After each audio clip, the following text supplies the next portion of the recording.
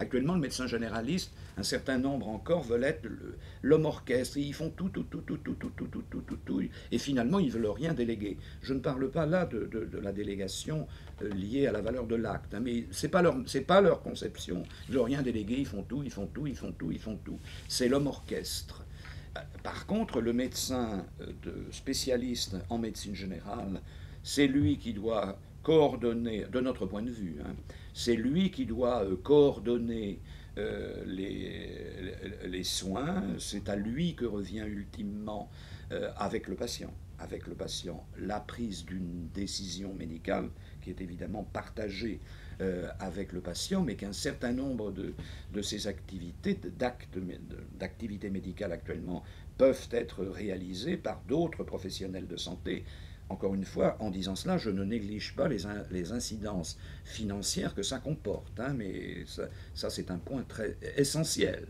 Il n'y aura pas d'évolution du système s'il n'y a pas d'évolution des modes de rémunération et d'évolution en particulier de la valeur de l'acte ou de la rémunération globale du médecin généraliste en coordonnateur. Personnellement, je pense que non. Il y a une réflexion en cours d'ailleurs au Conseil national sur ce sujet-là. Les autres professions de santé peuvent avoir des pratiques avancées.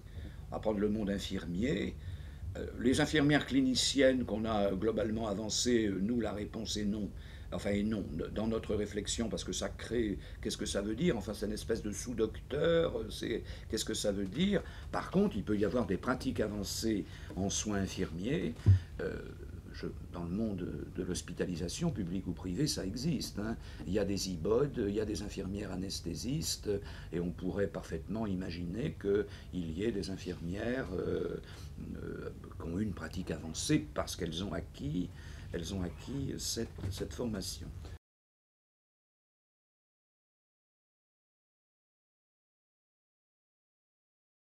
On voit bien qu'aujourd'hui, il y a la notion d'une équipe autour d'un patient, d'une équipe de soins, mais le soin doit être entendu dans le sens de prendre soin. Ça n'est pas uniquement appliquer un traitement médicamenteux, c'est prendre soin. Et que donc dans le prendre soin, il y a la prévention. La prévention suppose d'observer les déterminants sociaux, suppose d'observer le biotope, ce que faisait d'ailleurs également Hippocrate, suppose également de faire des actes de soins. Bon, ça c'est pas très, ça change pas beaucoup, mais ça suppose également un suivi de pathologie au long cours. Et on va donc le système de santé et le corps médical doit se préparer, je vais utiliser des anglicismes, à passer du cure, même pas des anglicismes, de l'anglais, à passer du cure au care. Et le cure s'intègre dans le care. Alors, les confrères actuellement, et surtout les médecins généralistes, mes amis généralistes, qui sont à la peine au quotidien, ceux qui exercent seuls en particulier, ils ne savent plus par quel bout prendre la situation. Et cela, nous le comprenons parfaitement. Mais nous disons aussi que l'exercice solitaire, l'exercice isolé de la médecine n'est pas le modèle vers lequel la société, les évolutions des sciences, les évolutions des techniques, les évolutions des technologies, les demandes même des jeunes confrères, cela va vers des exercices regroupés. D'abord, le code parle du secret professionnel du médecin, il ne parle pas du secret médical, c'est le secret professionnel du médecin, comme il y a un secret professionnel du pharmacien, de l'infirmière, de la sage-femme, du masseur kinésithérapeute, et comme il y a un secret d'ordre public, réprimé par le code pénal, cette fois, pour les professions qui n'ont pas d'ordre. Et on peut penser aux assistantes sociales, on peut penser à des professions d'aide à la personne dans les pathologies au long cours, mais également dans les situations de perte d'autonomie. Donc je disais au début de notre entretien que le monde a changé, parce que c'est ce monde-là dans lequel nous sommes d'ailleurs. Nous sommes déjà Et je dirais peut-être aussi, il faut que tout change pour que rien ne change, ce qui signifie que les valeurs fondamentales doivent évidemment être préservées et l'ordre se battra pour défendre ces valeurs fondamentales, les secrets professionnels, la protection concernant les données, l'indépendance de la décision médicale. Là encore, quand on dit décision médicale, ce n'est pas la décision du médecin. Nul médecin ne peut prendre une décision pour le bien qu'il suppose d'autrui. Ça paraît tout à fait clair. La décision, c'est une décision du patient qui accepte ou qui n'accepte pas les soins que l'on veut lui donner. L'indépendance de cette décision, elle doit être préservée.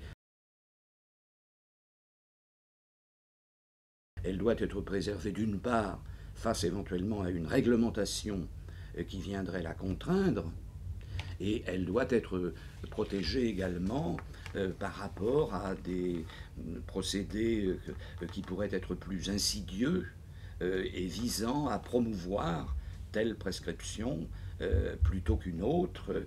Je ne suis pas obligé de rappeler ici un certain nombre de ce que l'on appelle des scandales sanitaires liés à la puissance du marketing. Donc on peut appeler bien évidemment les médecins à faire preuve de clairvoyance, mais ça n'est pas pour cela, par exemple, qu'il ne doit pas y avoir de logiciel d'aide à la prescription. Mais le médecin est ultimement libre de faire ce qu'il veut, et ce n'est pas parce que le logiciel va lui proposer une solution qui a été analysée à l'intérieur de la base et tenant compte des recommandations diverses que le médecin est contraint d'observer cette décision dans un cas particulier.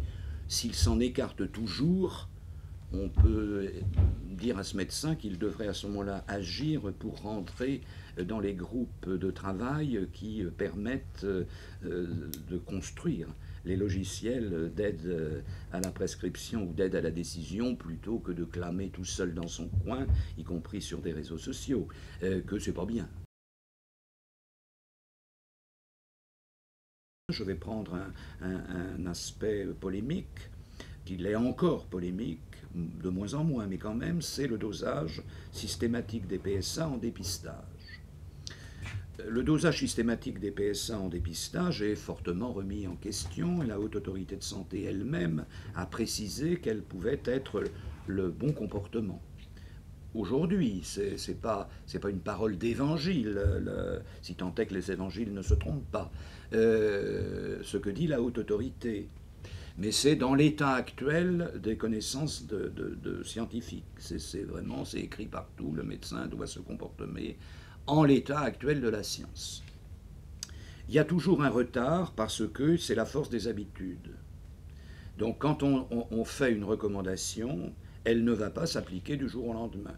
On s'aperçoit d'ailleurs, y compris dans les écrits ordinaux, que quand on dit quelque chose, c'est parfois 3 mois après qu'on ne sait pas pour quelle raison ça sort des limbes où personne n'avait lu ça, parce qu'il ne s'y intéressait pas, et tout d'un coup, voilà. Et c'est vrai pour tout. Donc il y a un temps d'inertie. Très concrètement, nous allons publier prochainement sur notre site, et nous diffuserons bien sûr, des aspects relatifs aux certificats. Il y a des certificats obligatoires, des certificats, on s'interroge pour ce qui concerne leur utilité, et des certificats qui ne relèvent pas, à proprement parler, de l'activité médicale. C'est pas parce que l'ordre va le dire que ça changera du jour au lendemain, parce que nous n'avons pas de puissance contraignante vis-à-vis des organismes qui demandent ces certificats, mais si l'ordre le dit, ça va quand même contribuer à faire évoluer les choses. Ça vient aussi attester que quand on est dans un exercice collectif, dans des regroupements professionnels, cette tâche ne va pas reposer, en tout cas pas uniquement, sur le seul médecin. Qu'est-ce qui se passe dans les établissements? Qu'est-ce qui se passe dans les cliniques? Qu'est-ce qui se passe dans les regroupements monodisciplinaires de spécialistes? Une partie de cette activité est reportée vers le secrétariat. On va me dire, ce n'est pas un discours ordinal, mais je l'ai déjà dit et je le répéterai quand même, qu'avec un C à 23 euros, on ne peut pas dans le même temps faire de la coordination de l'activité d'une équipe, et on ne peut pas non plus déléguer des actes à d'autres, puisque bien évidemment les actes qui vont être délégués, ce sont des actes dont la valeur ne sera pas encaissée pour le fonctionnement. Je ne parle pas du bénéfice net que le médecin va récupérer, mais pour le fonctionnement de la structure. Et quand je dis que la déontologie, elle doit se préoccuper des conditions d'application des principes, c'est par exemple une de ces situations-là. Même si la rémunération et l'acte est dans le système français un des piliers de l'exercice de la médecine libérale, ça n'est pas le seul mode de rémunération. Il peut y en avoir d'autres. Il peut y avoir des rémunérations de nature forfaitisée dans le cadre d'un suivi coopératif d'une pathologie au long cours. Quels sont les éléments qui peuvent permettre de défier, quels sont les éléments qui pourraient être dans le forfait, et quels sont ceux qui resteraient rémunérés à l'acte. Il peut parfaitement y avoir une mixité de ces deux systèmes. L'ordre peut apporter son point de vue, puisque l'ordre est constitué de professionnels, mais ce sont aux organisations représentatives du monde libéral de le déterminer. L'ordre n'a pas à se substituer aux organisations professionnelles.